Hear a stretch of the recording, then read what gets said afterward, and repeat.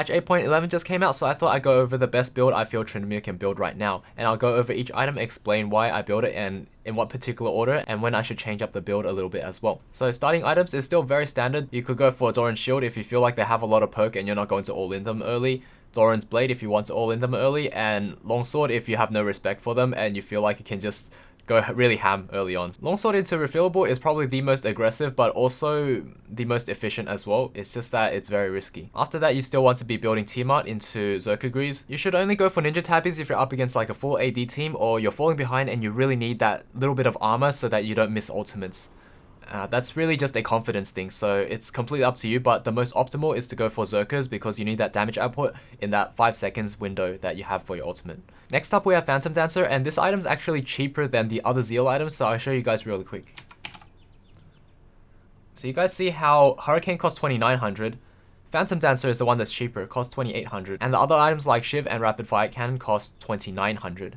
So this one's still the most efficient out of all of them. Somehow it's cheaper, I don't know why, but that's very good for us. Following that, we want to get Storm Razor. The reason why is you get attack speed, you get AD, and you also get move speed whenever you crit, and it's an instant crit even if you're at 0 Fury, so that's really good. It's also 3,200 gold, so it doesn't delay your Gwinsus too much. The other option is you can get Infinity Edge in place of Storm Raiders if you feel like the true damage is going to help shred the tank that you're up against, and you really want that 60% crit from the bonus of Phantom Dancer into Infinity Edge. So that's another option, but having that attack speed's really nice anyway, and also the raw AD is enough to dish out a lot of damage. And the main benefit is you don't delay your Ginsus by too much, because Ginsus is a really big power spike, like a very massive power spike for Tryndamere. On top of the fact that you already have Conquerors, so you don't necessarily need the true damage, it doesn't give you the bonus crit damage bonus, which really guts Tryndamere's damage output in general. Conqueror is all you need to shred tanks anyway. So having this extra bonus true damage when you get Infinity Edge is going to be good against tanks, but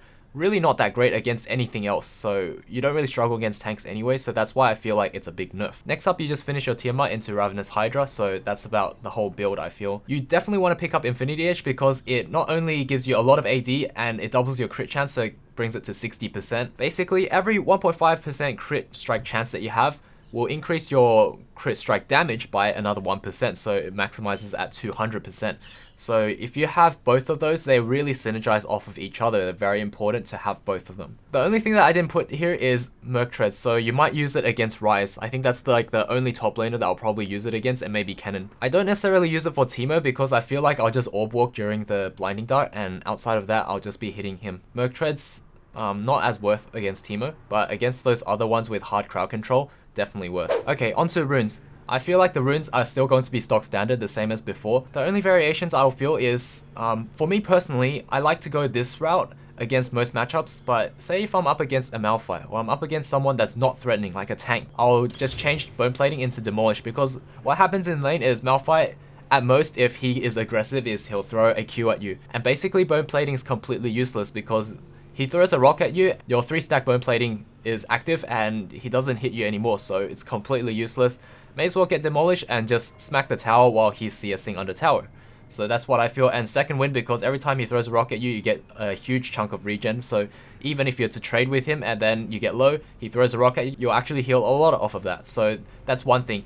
The other thing I have to note is that I notice a lot of Tryndameres are going for Sorcery second, and I think the reason being is because you get that 6 AD. That's really nice to have that 6 AD in lane and to be a lot more aggressive early on. So you could possibly go for Celerity into Gathering Storm, although I feel like that's going to gut you in lane in terms of defensiveness, but it could be really nice. It's really good scaling. The other thing is this new secondary called Nimbus Cloak, and I feel like it's completely useless. The reason being is only after you cast an ultimate, which is level 6 onwards, you gain movement speed and you can pass through units for only 2.5 seconds. This kind of doubles down with Phantom Dancer, which you can already pass through units anyway, so unless you're getting a massive movement speed boost in the next 2.5 seconds, sort of like Phase Rush, then maybe, but otherwise I don't think it's worth. The only other option for secondary I can think of is you can go for Sudden Impact into Ultimate Hunter, so I feel like that could be like a little future-proofing disclaimer for those of you who might be curious, because this also offers 6 AD, so works very similar to Sorcery second. But yeah, let me know what you guys think. But yeah, those are my thoughts anyway. You could go for